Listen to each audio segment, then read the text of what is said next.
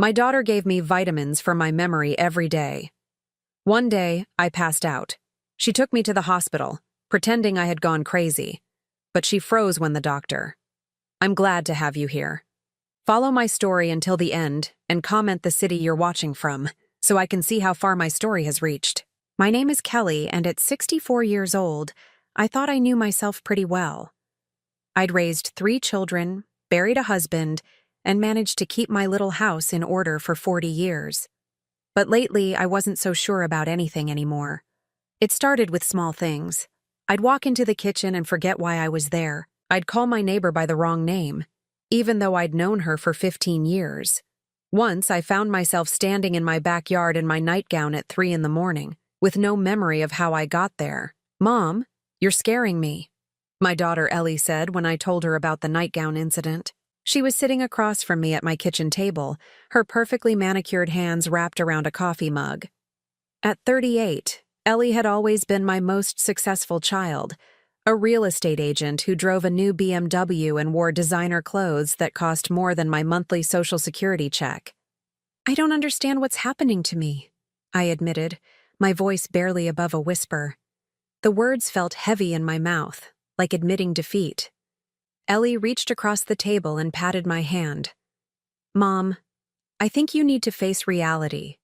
You're getting older, and sometimes our minds just, well, they start to go." The way she said it, so matter-of-fact, made my stomach twist. "But I'm only 64. That's not that old." "Dad was 67 when he started forgetting things," she reminded me.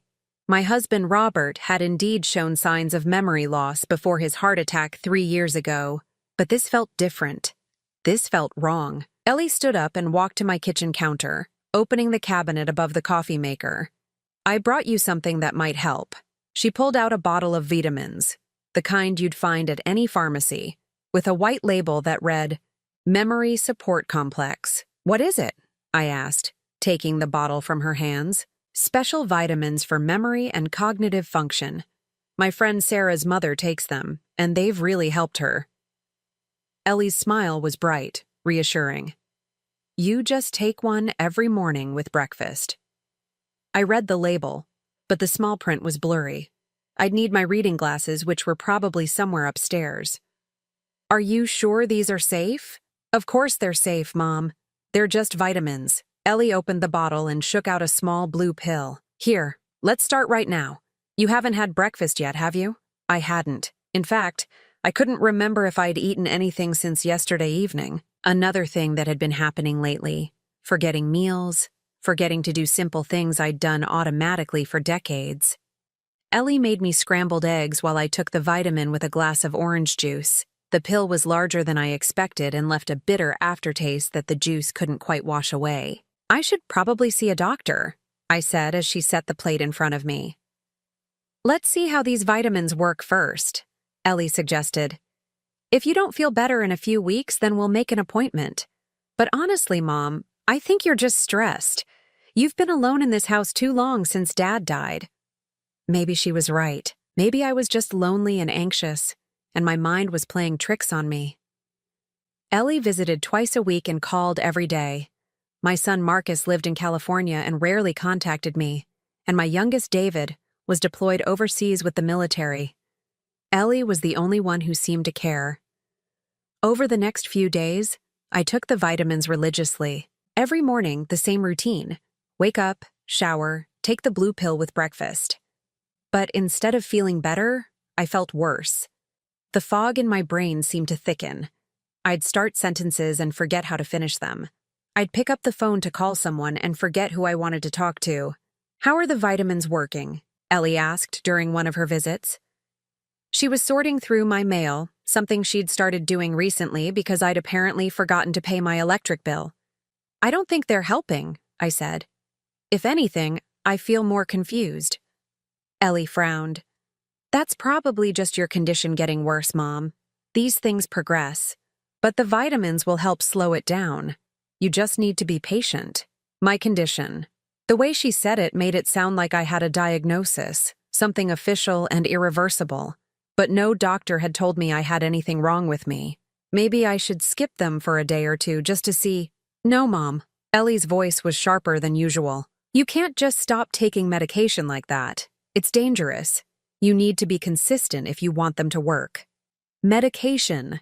Not vitamins anymore, but medication. The distinction felt important, though I couldn't quite grasp why. That afternoon, after Ellie left, I sat in my living room staring at the bottle of pills on my coffee table. Something deep in my gut told me they were wrong. But when I tried to think clearly about it, to form a coherent thought about what exactly was bothering me, my mind felt like it was moving through molasses. I picked up the bottle and read the label again. The company name was unfamiliar, and there was no phone number or website listed. The more I stared at it, the more suspicious it seemed. But then again, maybe I was just being paranoid. Maybe this was part of whatever was happening to my mind. My neighbor, Mrs. Henderson, knocked on my door around 4 o'clock. She was holding a casserole dish and wearing the concerned expression I'd been seeing a lot lately. "Kelly, honey, are you feeling all right? I saw you standing in your driveway this morning in your pajamas, just staring at the street. I had no memory of that. None at all." The realization hit me like a physical blow, and I had to grip the doorframe to steady myself. "I'm fine," I lied. "Just tired." Mrs. Henderson studied my face. "Have you been taking any new medications? You look different." Before I could answer, I heard Ellie's BMW pulling into my driveway. She must have forgotten something. "That's my daughter," I told Mrs. Henderson. "She's been helping me with some health issues." Ellie walked up the front steps, her smile tight when she saw Mrs. Henderson. "Hello, Mrs. Henderson. How are you?" "I was just checking on your mother. She seems a bit off lately." Ellie put her arm around my shoulders. "Mom's been having some memory problems. We're working with her doctor to get it sorted out."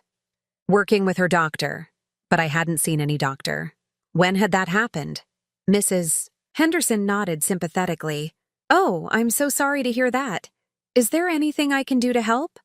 "Actually," Ellie said, "it would be better if Mom had fewer visitors right now. Too much stimulation can make the confusion worse." After Mrs. Henderson left, Ellie and I went inside. She immediately went to the coffee table and picked up the vitamin bottle. "Have you been taking these regularly?" she asked. "Yes, every morning like you said." "Good. Consistency is key." She shook the bottle, counting the pills inside. "You'll need a refill soon. I'll pick up another bottle tomorrow." As she spoke, I felt a strange tingling sensation in my hands and feet. The room seemed to tilt slightly, and I had to sit down. "Mom, are you okay?" "I feel dizzy," I said, "and nauseous." Ellie knelt beside my chair. "It's probably just low blood sugar. When did you eat last?" I tried to remember, but the day felt like a blur. "I don't know. This is exactly what I'm talking about, Mom. You're not taking care of yourself. You're forgetting to eat, forgetting to take care of basic needs. We might need to consider other options." Other options. The phrase sent a chill through me, though I couldn't say why. That night, I lay in bed staring at the ceiling, my mind racing despite the fog that seemed to surround my thoughts. Something was very wrong, but every time I tried to grasp what it was, the thought slipped away like water through my fingers. I thought about Mrs. Henderson's visit, about her mentioning that I'd been standing in my driveway in my pajamas. I thought about Ellie's reaction, about how quickly she'd wanted to discourage visitors. I thought about the bitter taste of the vitamins and how much worse I'd been feeling since I started taking them. But mostly, I thought about the look in Ellie's eyes when she talked about my condition. There was something there that didn't match her concerned words, something that looked almost like satisfaction. As I finally drifted off to sleep, one clear thought managed to break through the haze. Tomorrow, I would not take the blue pill. The next morning, I woke up with the clearest head I'd had in weeks. For the first time in days, I remembered exactly where I was and what day it was. Tuesday. The garbage trucks would come around 10 in the morning, and I needed to get the bins to the curb. I made myself breakfast, scrambled eggs and toast, and deliberately left the blue pill in its bottle. As I ate, I felt more like myself than I had since this whole nightmare began. My thoughts felt sharper, more connected. But by noon, that clarity was fading. My hands started shaking and I felt dizzy again. Maybe Ellie was right. Maybe I really did need those vitamins. When she arrived for her regular Tuesday visit, She immediately noticed the full bottle on my counter. "Mom, you didn't take your vitamin this morning." "I forgot," I lied. Ellie's jaw tightened almost imperceptibly. "We talked about this. You have to be consistent." She shook out a pill and handed it to me with a glass of water. "Take it now." I hesitated. Maybe I should see a real doctor first. Get a proper diagnosis before I keep taking these. "Mom, we've been through this. These are helping you. You just don't remember because of your condition." Ellie's voice had that patient tone adults use with small children. "Dr. Peterson recommended them specifically for you." Dr. Peterson. I tried to remember when I'd seen Dr. Peterson, but everything was fuzzy. Had I forgotten an entire doctor's appointment? "When did I see Dr. Peterson?" I asked. Ellie sighed heavily. "Last week, Mom. I drove you there myself." "You were having one of your bad days, so I had to do most of the talking." I took the pill, swallowing it with the water she handed me. Within an hour, the familiar fog settled back over my thoughts. Over the next few days, I noticed Ellie had started documenting things. She'd pull out her phone and record me when I was confused or couldn't remember something. "Mom, what day is it?" she asked during one of these sessions. I stared at her, my mind blank. Thursday? It's Sunday, Mom." She spoke clearly toward the phone. This is the third time this week she's been confused about what day it is. "Why are you recording me?" I asked, feeling uncomfortable. "For Dr. Peterson. He wants to see how you're progressing." She lowered the phone but didn't turn it off. "Mom, do you remember what you had for breakfast?" I couldn't. The morning felt like it had happened weeks ago instead of hours ago. "See? This is what I'm talking about." Ellie's voice was sad, but her eyes seemed almost excited. "It's getting worse." That evening, she called my neighbor, Mrs. Henderson. I could hear her from the kitchen where I was pretending to wash dishes. "I'm really worried about her," Ellie was saying. Yesterday she called me at 3 in the morning asking why there were strangers in her house. There was nobody there. And this morning I found her trying to make coffee with orange juice instead of water. I had no memory of either of those things happening. The thought terrified me more than anything else. Not just that I was losing my mind, but that I was losing entire chunks of time. Mrs. Henderson came over the next day with another casserole. Ellie answered the door before I could get there. "How is she doing?" Mrs. Henderson asked in a low voice. "Not well," Ellie replied. "The doctor says it's progressing faster than expected. We might need to start looking at other living arrangements." My heart stopped. Other living arrangements. She was talking about putting me in a home. "Oh my," Mrs. Henderson said. "She's so young for that." "Sometimes it happens," Ellie said sadly. "The important thing is making sure she's safe." I felt like I was listening to them discuss a stranger, not me. When had I become someone who couldn't be trusted to live in her own home? That afternoon, Ellie stayed longer than usual. She went through my house with a notebook, writing things down.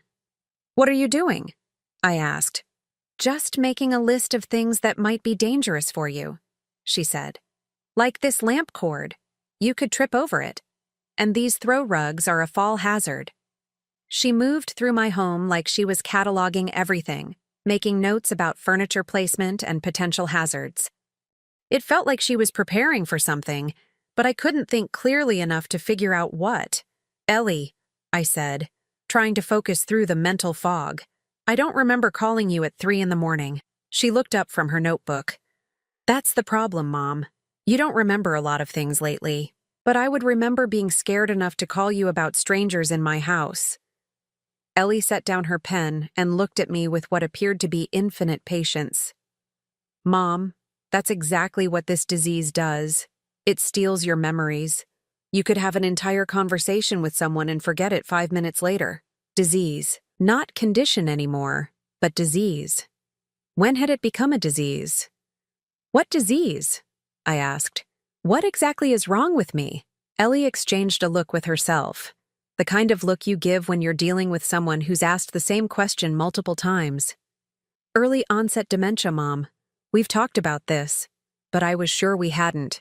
I was sure this was the first time anyone had used that word. Dementia. The word hit me like a physical blow. "Are you sure?" maybe I should get a second opinion. Mom, Dr. Peterson is one of the best neurologists in the state. And besides, you've already gotten a second opinion.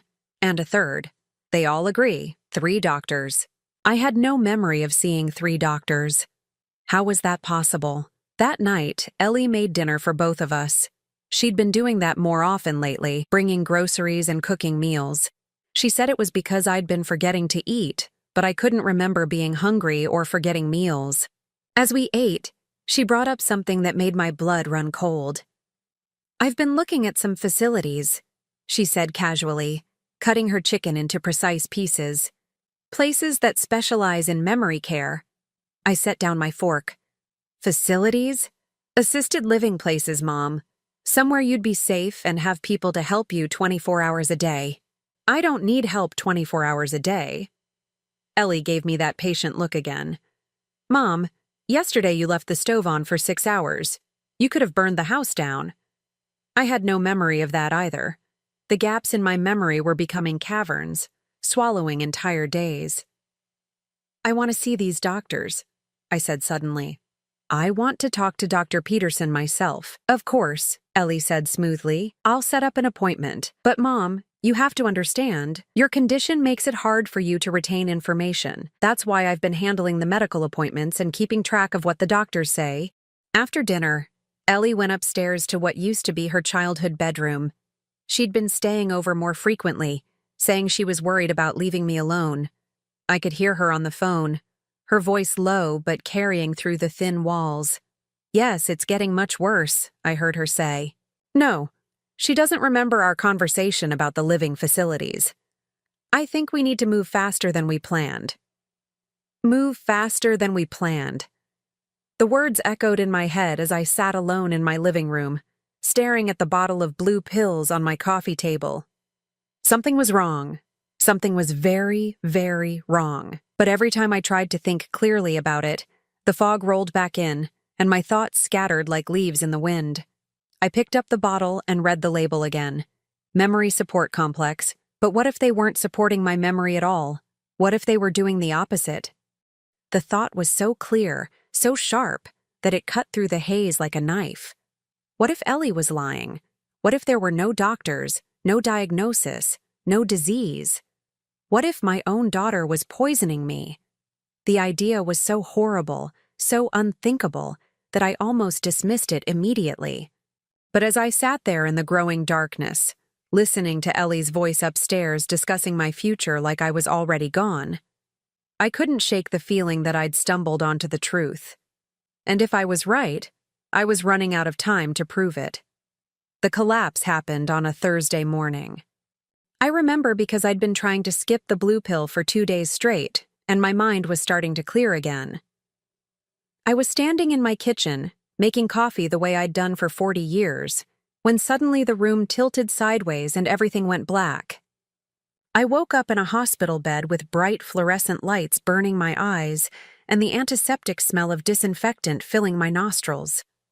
My mouth felt like cotton, and there was an IV line snaking into my left arm. Ellie was sitting in a chair beside my bed, talking to a doctor in hushed tones. "She's been getting progressively worse over the past few months," Ellie was saying, her voice thick with what sounded like genuine concern. "The confusion, the memory loss, the episodes where she doesn't recognize where she is, episodes where I didn't recognize where I was." I tried to remember having any such episodes, but my thoughts felt muddy and disconnected. The doctor, a middle-aged man with graying hair and kind eyes, glanced at his clipboard. "And you said she's been seeing Dr. Peterson for these symptoms?" "Yes, for about 6 months now. We've tried several medications, but nothing seems to be helping. If anything, she's declining faster." I tried to speak, to tell them I felt fine, but my tongue felt thick and uncooperative. All that came out was a weak groan. "Oh, Mom, you're awake!" Ellie jumped up from her chair and took my hand. Her palm was warm, but something about her touch made my skin crawl. "You gave me such a scare. You collapsed in your kitchen. I found you unconscious on the floor." The doctor approached my bedside. "Mrs. Morrison, I'm Dr. Williams. You're at St. Mary's Hospital. Do you remember what happened?" I tried to focus on his face, but everything seemed hazy. I was making coffee, I managed to whisper. That's good, Dr. Williams said, making notes on his chart. Do you know what day it is? I thought hard. Thursday. It had been Thursday when I collapsed, but how long had I been unconscious? Thursday? I guessed. Ellie and Dr. Williams exchanged a look. Mom, it's Saturday, Ellie said gently. You've been unconscious for 2 days. 2 days. I'd lost 2 entire days. The panic that shot through me was so intense I could feel my heart rate spike on the monitor beside my bed. We're going to run some tests, Dr. Williams said. Blood work, brain scans, the usual workup for unexplained loss of consciousness. In the meantime, try to rest. After he left, Ellie pulled her chair closer to my bed. Mom, I'm so glad you're okay. When I found you on the kitchen floor, I thought. She dabbed at her eyes with a tissue. I thought I'd lost you. My pills, I said suddenly, the words coming out clearer than I expected. Where are my pills? What pills, Mom? The blue ones. The vitamins you gave me. Ellie's expression shifted almost imperceptibly. Oh, those. I brought them with me. You'll need to keep taking them. Even here in the hospital. They're important for your condition. I want to talk to Dr. Peterson, I said. Of course, Mom. I'll call his office as soon as visiting hours are over. Something about the way she said it made me suspicious. I want his phone number. Mom, you know you get confused when you try to handle medical things yourself. Let me take care of it. But I was feeling more alert than I had in weeks. The IV fluids, or maybe just being away from those blue pills for a few days, had cleared some of the fog from my brain. I want to call him myself. Ellie's smile became strained. Mom, you're in the hospital. You need to focus on getting better, not worrying about phone calls. A young nurse came in to check my vitals. She had short red hair and kind eyes that reminded me of my youngest son, David. How are you feeling, Mrs. Morrison? She asked as she checked my blood pressure. Better, I said. Much better, actually. That's wonderful to hear. Dr. Williams will be pleased. After she left, I asked Ellie to bring me my purse from home. I want my phone and my address book. Mom, you don't need those things right now. I want them, I said more firmly than I'd spoken in months. Ellie sighed. Fine, I'll bring them tomorrow. But I had a feeling she wouldn't. Something was happening here. Something I couldn't quite grasp. But my instincts were screaming that Ellie was lying to me about something fundamental. That evening, when visiting hours were over and Ellie had gone home, I lay in my hospital bed staring at the ceiling and trying to piece together what I could remember. The clearer my head became, the more suspicious I grew about those blue pills. The next morning, Dr. Williams came in with a tablet computer and a serious expression. Mrs. Morrison, we've gotten some of your blood work back, and I need to ask you some questions. Okay, I said, sitting up straighter. Are you currently taking any medications? Prescription or over-the-counter? Just vitamins, I said. My daughter brings them to me. Blue pills for memory support. Dr. Williams frowned at his tablet. Can you describe these vitamins? What do they look like exactly? Small, round, blue. They taste bitter. And how long have you been taking them? I tried to think. A few months, I think, since I started having memory problems. Dr. Williams made some notes. Mrs. Morrison, your blood work shows elevated levels of several substances that aren't typically found in vitamin supplements. We're going to need to see these pills. My heart started racing. What kind of substances? Sedatives, primarily.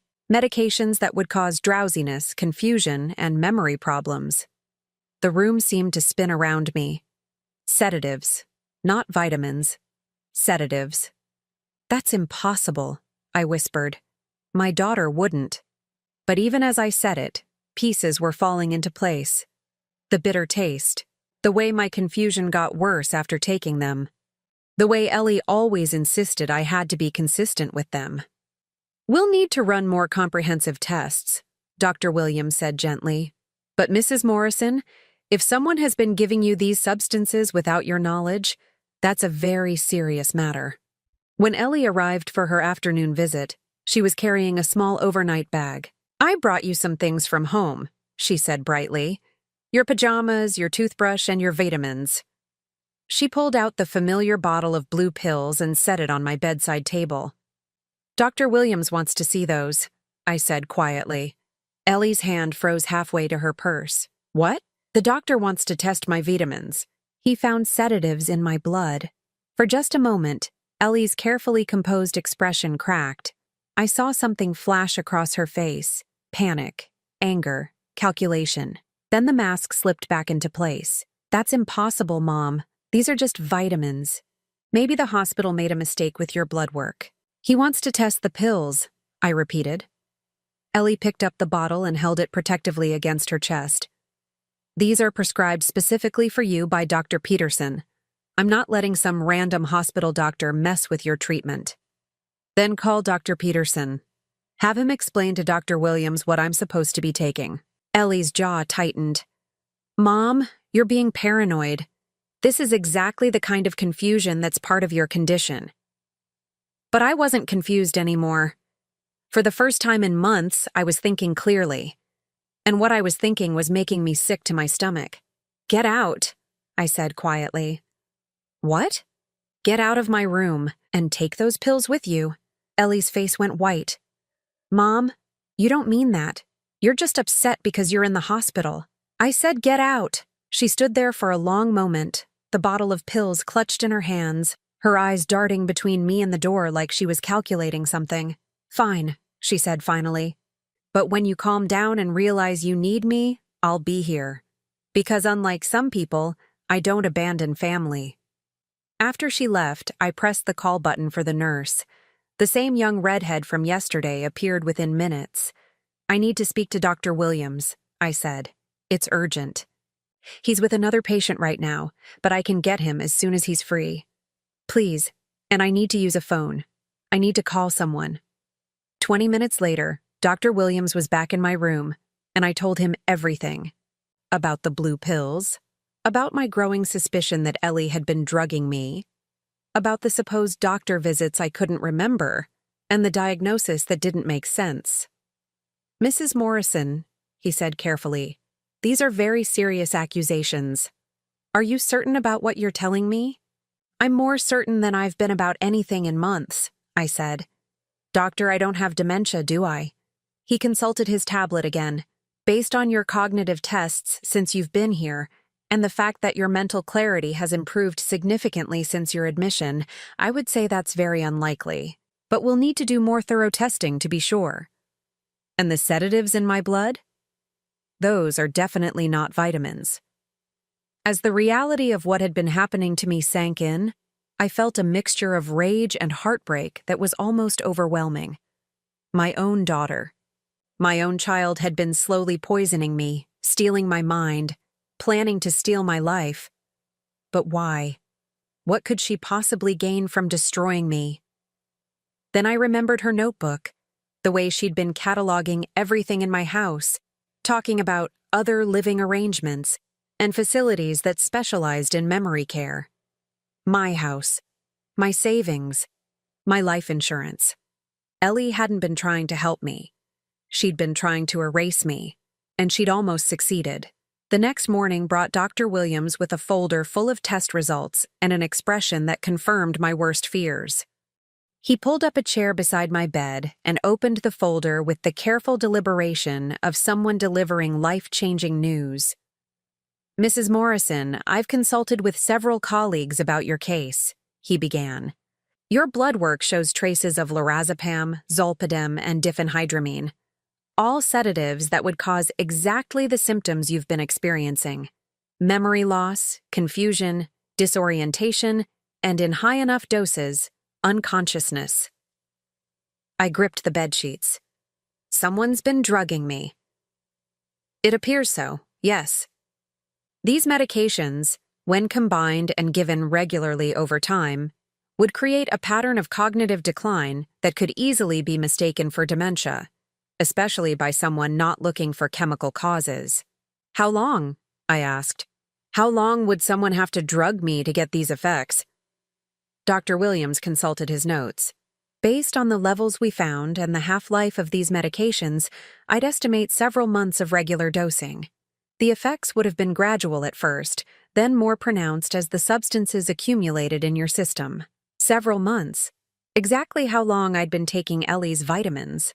"Doctor," I said slowly, "I need you to help me figure out if I really saw the doctors my daughter says I've been seeing." "What do you mean?" "She claims I've seen 3 different doctors who all diagnosed me with early-onset dementia. Dr. Peterson, specifically. But I can't remember any of these appointments." Dr. Williams frowned. "That would be highly unusual. For early-onset dementia, we typically see patients multiple times, run extensive tests. There would be a significant paper trail." "Can you check? Can you find out if I've really been seeing these doctors?" "I can make some calls," he said. "Mrs. Morrison, do you have any other family members I could contact? Someone who might be able to provide information about your medical history?" I thought about my sons. Marcus in California, who rarely called. David overseas with the military.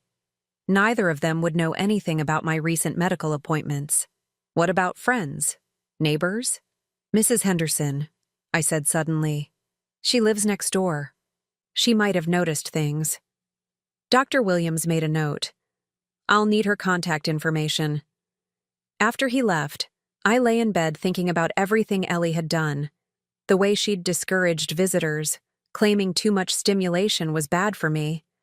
The way she'd started managing my mail and bills. The notebook where she'd cataloged everything in my house like she was preparing an inventory. A new nurse came in around lunchtime, an older woman with steel gray hair and no-nonsense demeanor. "Mrs. Morrison, I'm Janet. I'll be taking care of you this afternoon." She checked my chart. "How are you feeling?" "Much better," I said. "Clearer than I've felt in months." Janet nodded approvingly. "Dr. Williams mentioned you've been having some family issues. Sometimes that's harder to recover from than the medical problems." "My daughter's been drugging me," I said bluntly. "She wanted everyone to think I had dementia." Janet's expression didn't change.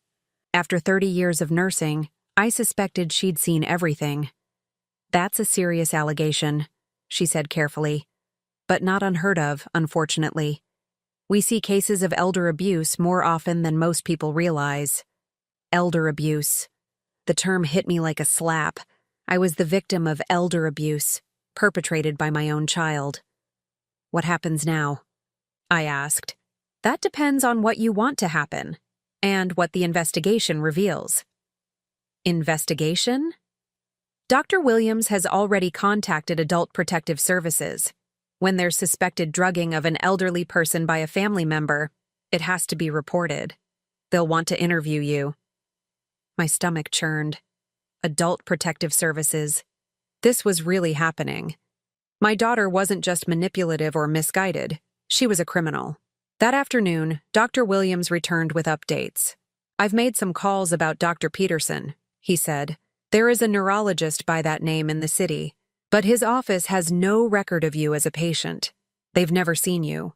The room felt like it was spinning. "What about the other doctors she mentioned?" "I'm still checking, but Mrs. Morrison, I think we both know what I'm going to find." That evening, a woman from Adult Protective Services came to interview me. Her name was Linda Carter, and she had the tired eyes of someone who'd seen too many families destroy themselves.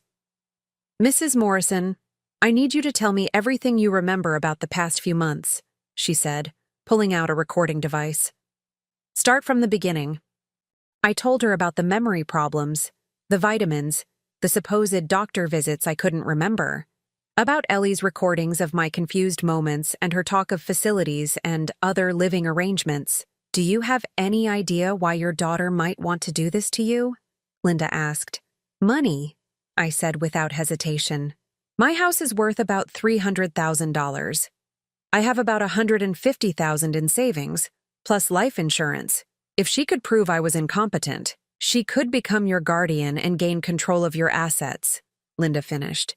"It's more common than you'd think." The next morning brought another revelation. Dr. Williams had gotten authorization to search my house with a police officer present. What they found made my blood run cold. "Mrs. Morrison," Dr. Williams said, setting a plastic evidence bag on my bedside table. "We found these in your kitchen cabinet." Inside the bag were 3 different prescription bottles, all with labels that had been carefully removed. One still had a partial label showing part of a name, not mine. "We also found this in your daughter's old bedroom." He handed me a manila folder. Inside were documents I'd never seen before, power of attorney forms with my signature. Except I'd never signed them.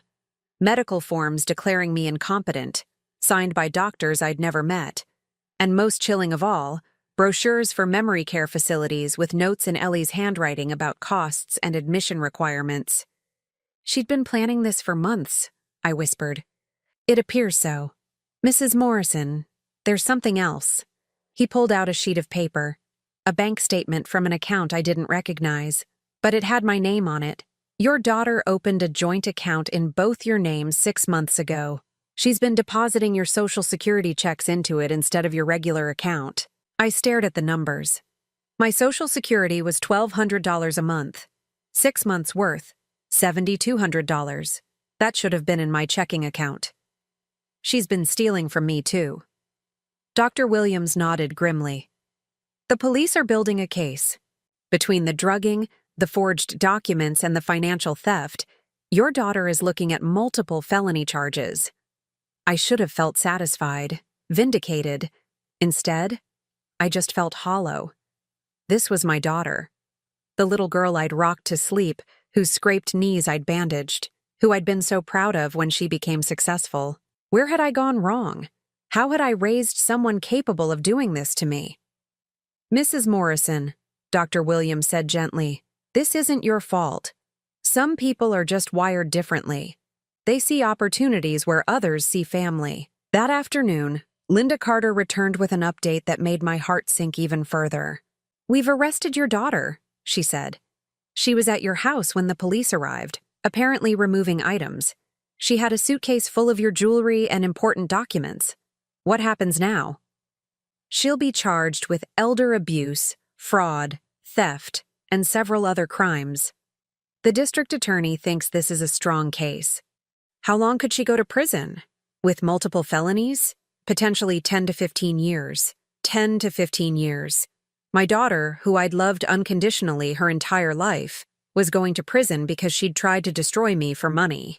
"Mrs. Morrison," Linda continued, "there's something else you need to know. We interviewed your neighbors as part of the investigation. Mrs. Henderson told us that your daughter had been telling people in the neighborhood that you were getting violent and unpredictable.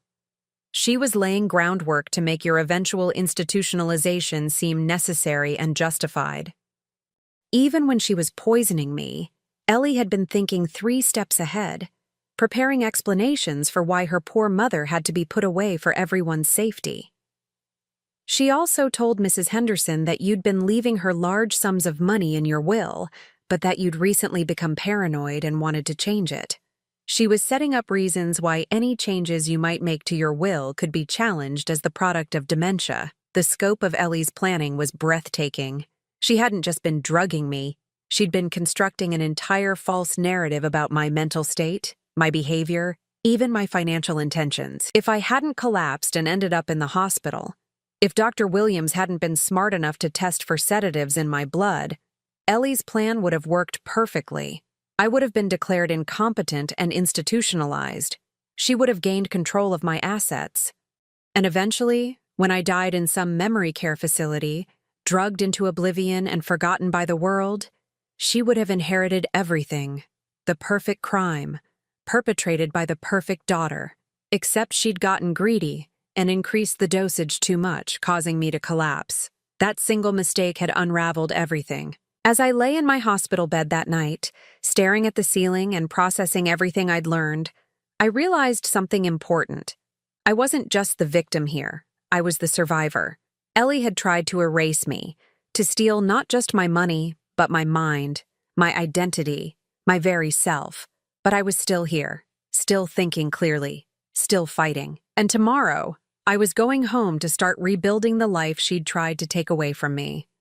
I was discharged from the hospital on a Wednesday morning, 5 days after I'd collapsed in my kitchen. Dr. Williams had cleared me medically, but more importantly, he'd cleared me mentally. The neurological test confirmed what I already knew. There was nothing wrong with my mind except the chemicals my daughter had been feeding me. Linda Carter from Adult Protective Services drove me home. As we pulled into my driveway, I saw that police tape still stretched across my front door from when they'd searched the house and arrested Ellie. "Are you sure you want to stay here alone tonight?" Linda asked as we sat in her car, looking at my house. "We can arrange temporary placement if you'd prefer. This is my home," I said firmly. I'm not going to let her take that away from me, too. The house felt different when I walked inside, not just because of the obvious signs of the police search, drawers left partially open, papers scattered on my kitchen table. It felt different because I was different. The fog that had clouded my thoughts for months was completely gone, replaced by a clarity that was almost startling. I walked through each room, seeing things with new eyes. The loose carpet in the hallway that Ellie had claimed was a fall hazard. It had been there for 15 years without causing me any problems. The lamp cord she'd worried about. It was tucked safely against the wall where it had always been. She'd been creating problems that didn't exist, building a case for why I couldn't live independently. In my bedroom, I found that she'd removed several framed photographs from my dresser. Pictures of her with me and her father, family portraits from when she was young. She'd been erasing herself from my life, even as she destroyed it. The hardest discovery was in my kitchen. Hidden behind the flour canister, I found a small notebook in Ellie's handwriting. The entries were dated, going back 6 months. Day 1, started vitamins. Mom seemed suspicious but took them. Day 15, Mom forgot Mrs. Henderson's name. Good progress. Day 32, Mom left stove on for 20 minutes. Got it on video. Day 45, called facilities. Maple Grove has opening in August. I sank into a kitchen chair as I read entry after entry documenting my decline, her satisfaction with my confusion, her plans for my future. But the final entry, dated just a week before my collapse, made my blood run cold. Mom getting suspicious about vitamins. May need to increase dosage. Timeline moved up. Goal is placement by July 1st. She'd nearly killed me because I was starting to figure out what she was doing. My phone rang, startling me from the notebook. The caller ID showed the county jail. "This is a collect call from an inmate at Valley County Detention Center. Will you accept charges?" I hesitated, then pressed 1 to accept. "Mom?" Ellie's voice sounded small and scared, nothing like the confident woman who'd been systematically destroying my life. "What do you want, Ellie?" "I need you to help me. The bail is set at $50,000. If you could just put up the house as collateral." I almost laughed. Even now, even after being caught, she was trying to manipulate me.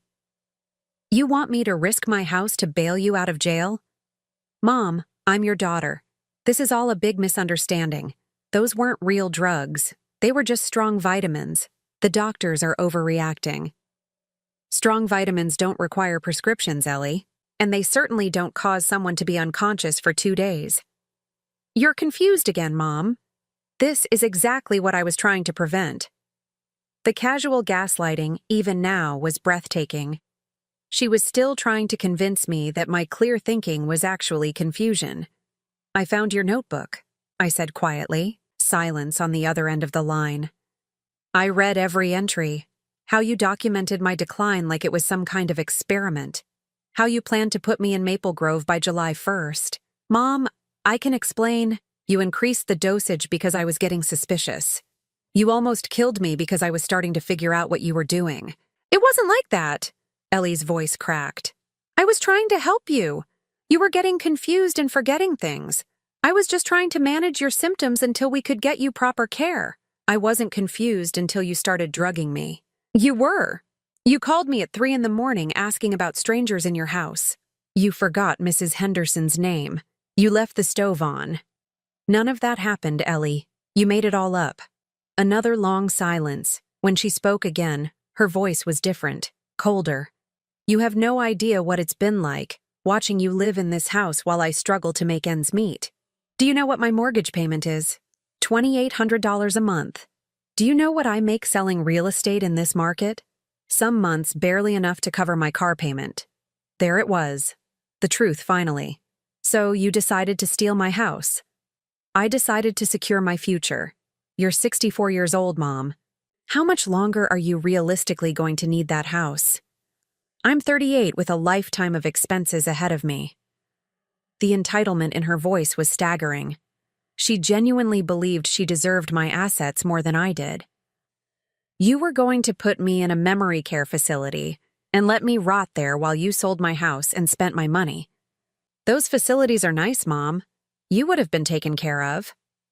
Drugged into oblivion and forgotten. Comfortable and safe. I felt a wave of disgust so strong it was physical. You're not my daughter anymore. Mom, don't say that. I made some mistakes, but we can work this out. Family is family. Family doesn't poison family, Ellie. Family doesn't steal from family. Family doesn't try to erase family. I never meant for you to get hurt. You meant for me to disappear. That was the whole point. I hung up the phone and immediately called the phone company to block all calls from the detention center. I never wanted to hear her voice again. That evening, Mrs. Henderson knocked on my door with another casserole and an expression of deep concern. Kelly, honey, I am so sorry. If I had known what was happening. You couldn't have known, I said, inviting her inside. She fooled everyone. I feel terrible about believing her stories, about you getting violent and confused.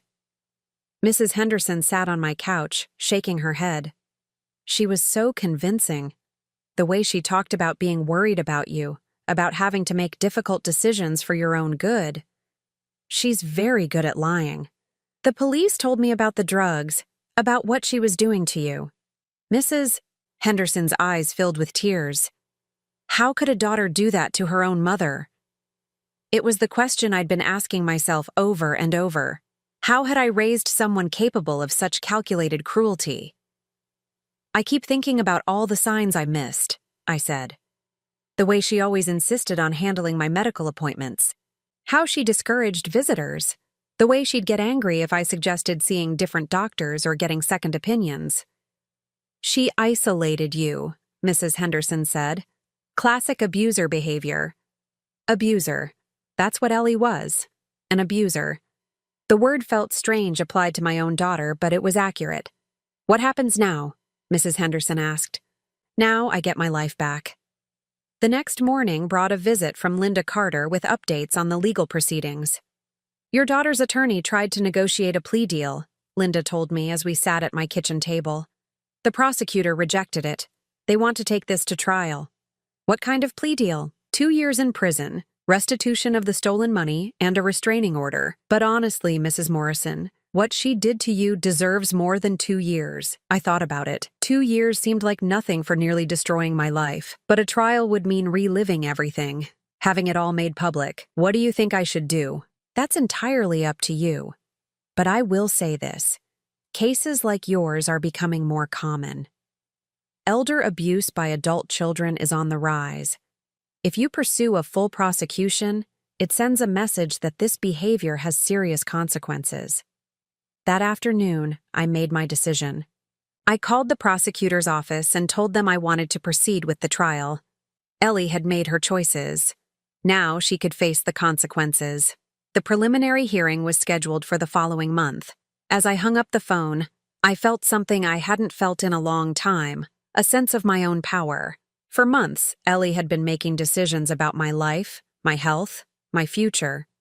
She'd treated me like I was already gone, like my wishes and feelings didn't matter. But I was still here, still thinking clearly, still capable of fighting for myself. I walked to my bedroom and pulled out the jewelry box where I kept my important papers. My will was there, the one Ellie had been so concerned about. The one she'd told Mrs. Henderson I might change due to paranoia. I was going to change it, but not because of paranoia, because of clarity. Ellie's name was coming out of it entirely. Everything I'd planned to leave her would go to my sons instead, and to charities that helped elderly people protect themselves from abuse. She'd gambled everything on my mental decline and her ability to control me. She'd lost. And I was just getting started on reclaiming the life she'd tried to steal. 6 months later, I sat in the front row of a courtroom watching my daughter be sentenced to 8 years in prison. The trial had lasted 3 weeks, and every day had brought new revelations about the scope of her deception. The prosecutor had built an airtight case. The forged documents, the stolen Social Security checks, the prescription bottles with removed labels, my medical records showing no sign of dementia, it all painted a picture of calculated, premeditated abuse. But what sealed her fate was her own notebook. Entry after entry of her documenting my decline with cold clinical detachment, planning my institutionalization like a business project, adjusting drug dosages based on my level of suspicion. The defendant showed a callous disregard for her mother's well-being and human dignity, Judge Harrison said as he delivered the sentence. Elder abuse is a serious crime, made more heinous when perpetrated by someone in a position of trust. The court sentences Ellie Morrison to 8 years in state prison, followed by 5 years of probation. Ellie didn't turn around to look at me as the bailiff led her away in handcuffs. She'd maintained her innocence throughout the trial, claiming I was confused and that she'd only been trying to help me. Even her own attorney had seemed embarrassed by her testimony. As I walked out of the courthouse, Linda Carter fell into step beside me. "How do you feel?" she asked. "Free," I said simply, and I meant it. The months following Ellie's arrest had been the most peaceful of my life in years. Without the constant fog of sedatives clouding my thoughts, I'd rediscovered parts of myself I'd forgotten existed. I'd started painting again, something I hadn't done since before my husband died. I'd joined a book club at the library. I'd even started dating, something I never thought I'd do at 64. His name was Walter, and he was a retired high school teacher who'd lost his wife to cancer 2 years earlier. We'd met at the book club, bonding over our shared love of mystery novels and our mutual bewilderment at modern technology. He knew about Ellie, about what she'd done to me. Instead of treating me like a victim, he treated me like a survivor. The difference meant everything. "What will you do now?" Linda asked as we reached my car. "Live," I said. "Really live." The house felt different when I got home. Lighter somehow. I'd redecorated Ellie's old bedroom, turning it into an art studio. The walls were covered with my paintings, landscapes mostly, bright and colorful scenes that reflected how I felt inside now that the darkness was gone. I'd also made practical changes, new locks on all the doors, a security system, a new bank account at a different institution, with my son Marcus as the only authorized contact. I'd learned hard lessons about trust and vulnerability, but I hadn't let them make me paranoid or bitter. My sons had both called after the sentencing. Marcus had flown in from California for the trial, staying with me for a week and helping me understand how I'd missed the signs of Ellie's manipulation. "She was always good at telling people what they wanted to hear," he'd said. "Even as a kid, she could charm her way out of anything." David had called from his base in Germany, his voice thick with guilt over not being there to protect me. "I should have visited more," he'd said. "Should have paid attention." "You couldn't have known," I'd told both of them. And I meant it. Ellie had fooled everyone, including herself, into believing her actions were justified. A week after the sentencing, I received a letter from Ellie. It was the first communication I'd had from her since that phone call from jail 6 months earlier. I almost threw it away unopened, but curiosity got the better of me. "Dear Mom," it began, "I know you probably don't want to hear from me, but I needed to try one more time to make you understand. I was never trying to hurt you. I was trying to help you transition to the next phase of your life in a way that would be comfortable for everyone. Even now, even after being convicted and sentenced, she couldn't admit what she'd really done. She was still trying to frame her abuse as care, her theft as help. I hope someday you'll forgive me and we can rebuild our relationship. I'm still your daughter, and you're still my mother. That has to count for something." I read the letter twice, then tore it into small pieces and threw it in the trash. Some relationships couldn't be rebuilt. Some betrayals were too deep, too fundamental. Ellie hadn't just stolen my money or tried to take my house.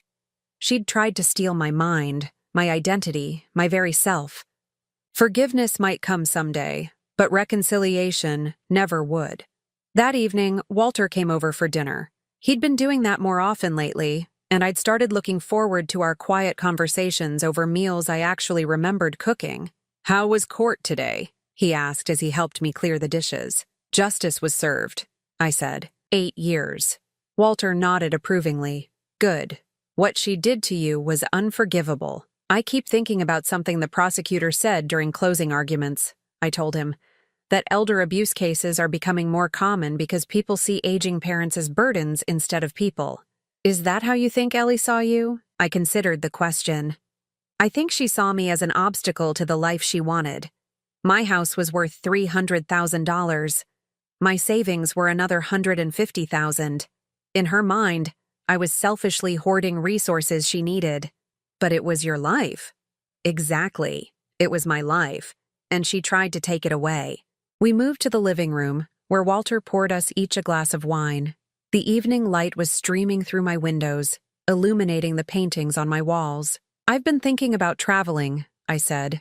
"Maybe taking that art class in Italy I've always talked about." Walter smiled. "That sounds wonderful. I've always wanted to see Tuscany." The suggestion hung in the air between us, full of possibility. 6 months ago, I'd been a confused old woman being slowly poisoned by her own daughter, destined for a memory care facility. Now I was making plans to travel to Italy with a man who made me laugh and treated me like I was still capable of adventures. "Would you like to come with me?" I asked. "I thought you'd never ask." Later that evening, after Walter had gone home, I sat on my front porch with a cup of tea watching the sunset. "Mrs." Henderson waved from her garden, and I waved back. We'd grown closer since the trial, bonding over our shared experience of being deceived by Ellie. My phone rang, Marcus calling from California to check on me, as he did every few days now. "How are you doing, Mom?" he asked. "I'm good," I said. And for the first time in months, I meant it completely. "I'm really good. I'm proud of you, for fighting back, for not letting her win." "I didn't fight back," I said. "I just survived long enough for the truth to come out." Same thing, really. After we hung up, I remained on the porch as darkness fell around me. The house behind me was mine. Really mine now, with new locks and a security system and no one scheming to take it away. My mind was my own, clear and sharp and free from chemical fog. My future was my own to plan. Ellie had tried to erase me, to reduce me to a problem to be managed and eventually discarded. But I was still here, still thinking, still feeling, still capable of joy and love and new experiences. At 64, I was starting over. Not because I had to, but because I wanted to. The woman who'd been slowly disappearing under the influence of those blue pills was gone forever. In her place was someone stronger, wiser, more aware of her own worth. I raised my teacup in a silent toast to the evening air, to survival, to justice, to the future that was mine alone to shape. The war for my life was over, and I had won. 8 years from now, when Ellie got out of prison, I'd be 72. I planned to spend those 8 years living so fully, so completely, that by the time she was free, I'd have packed a lifetime of experiences into the years she'd tried to steal from me. The best revenge, I'd learned, wasn't anger or bitterness. It was happiness. It was freedom. It was the simple, radical act of refusing to disappear. I finished my tea and went inside, already planning tomorrow. There were art supplies to buy, travel brochures to collect, and a whole new life to live. Ellie had gambled everything on my weakness and confusion. She'd lost because she'd underestimated the most important thing about me. I was stronger than she ever knew. Now I'm curious about you who listened to my story. What would you do if you were in my place? Have you ever been through something similar? Comment below. And meanwhile, I'm leaving on the final screen 2 other stories that are channel favorites, and they will definitely surprise you. Thank you for watching until here.